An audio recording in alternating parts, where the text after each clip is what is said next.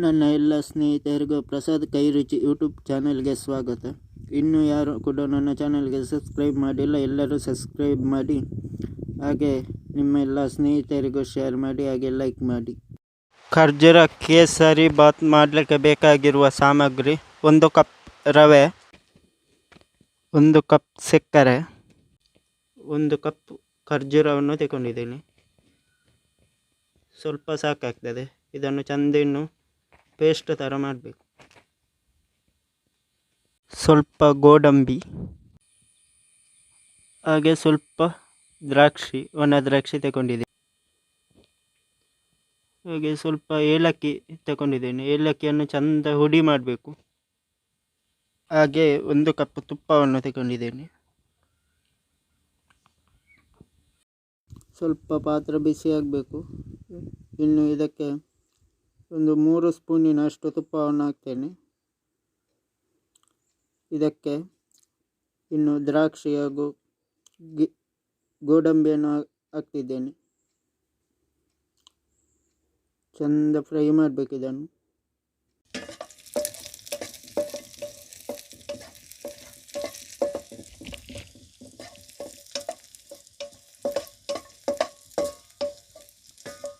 ನೋಡಿ, ಈ ಥರ ಆದರೆ ಸಾಕು. ಇನ್ನು ಇದನ್ನು ತೆಗೆಯುವ.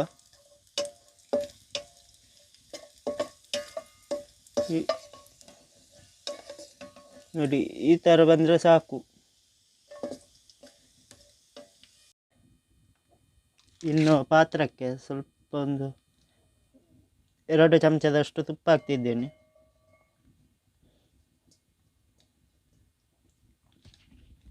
ಎರಡು 3 ಚಮಚದಷ್ಟು ತುಪ್ಪ ಹಾಕ್ಬೋದು.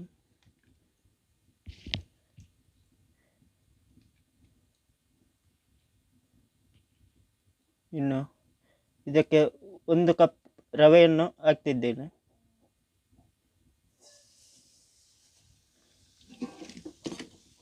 ಇನ್ನು ಇದನ್ನು ಚೆಂದ ಕೈಯಲ್ಲಿ ಹೀಗೆ ಆಡಿಸಬೇಕು.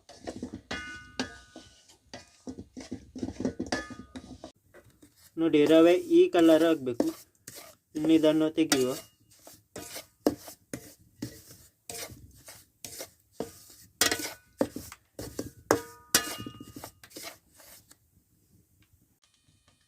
ಇದರಲ್ಲಿ 2 ಕಪ್ ನೀರನ್ನು ಹಾಕ್ತಿದ್ದೇನೆ.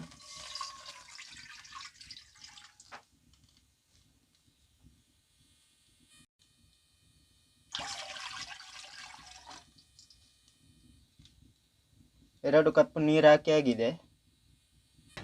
ಕಲರ್ ಹುಡಿಯನ್ನು ಸ್ವಲ್ಪ ಮಿಕ್ಸ್ ಮಾಡ್ತಿದ್ದೇನೆ. ಕಲರ್ ಹುಡಿ ಹಾಕಬೇಕು ಅಂತ ಇಲ್ಲ, ಬೇಕಾದರೆ ಹಾಕ್ಬೋದು. ನಾನು ಸ್ವಲ್ಪ ಹಾಕ್ತಿದ್ದೇನೆ.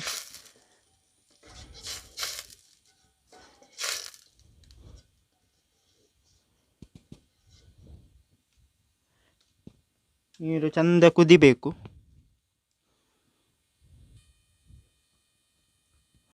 ಈ ಥರ ಚೆಂದ ನೀರು ಕುದಿಬೇಕು. ಈಗ ಇದಕ್ಕೆ ರವೆಯನ್ನು ಹಾಕ್ತಿದ್ದೇನೆ. ರವೆ ಹಾಕಿ ಚೆಂದ ಕೈ ಆಡಿಸ್ತಾ ಇರಬೇಕು.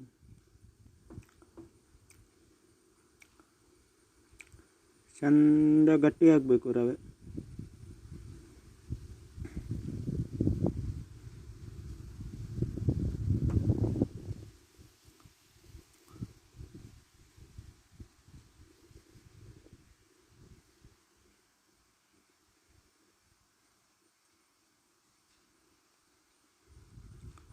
ಈಗ ರವೆ ಗಟ್ಟಿ ಆಗ್ತಾ ಬಂತು.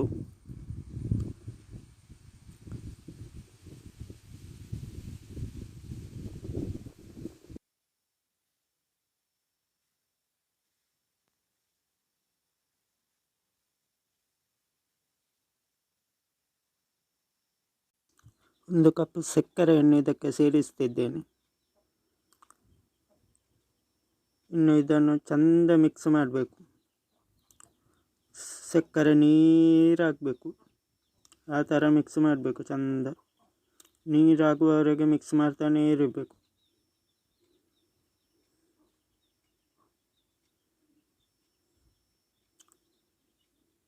ಚೆಂದ ಕೈ ಆಡಿಸ್ತಾ ಇರಬೇಕು.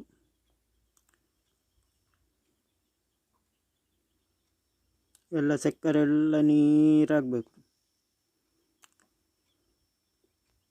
ವಿಡಿಯೋ ಹೇಗೆ ಆಗಿದೆ ಅಂತೇಳಿ ಕಮೆಂಟ್ ಮಾಡಿ. ಹಾಗೆ ನೀವು ಕೂಡ ಮಾಡಿ ನೋಡಿ, ತುಂಬ ಸುಲಭ ರೆಸಿಪಿ ಇದು.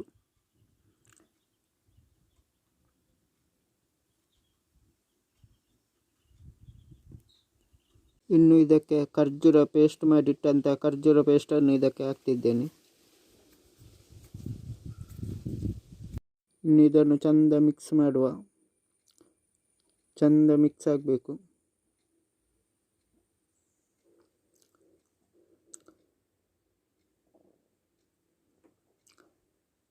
ಫುಲ್ಲು ಮಿಕ್ಸ್ ಆಗಬೇಕು. ಸ್ವಲ್ಪ ಆಗ ಹುರಿದಿಟ್ಟ ಗೋಡಂಬಿಯನ್ನು ಹಾಕಿದ್ದೇನೆ. ಇನ್ನೊಂದು ಚಂದ ಮಿಕ್ಸ್ ಮಾಡುವ.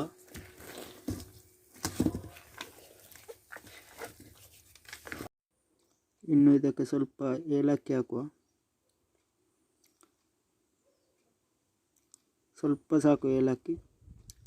ಇನ್ನು ಇದನ್ನು ಚಂದ ಮಗಚಬೇಕು.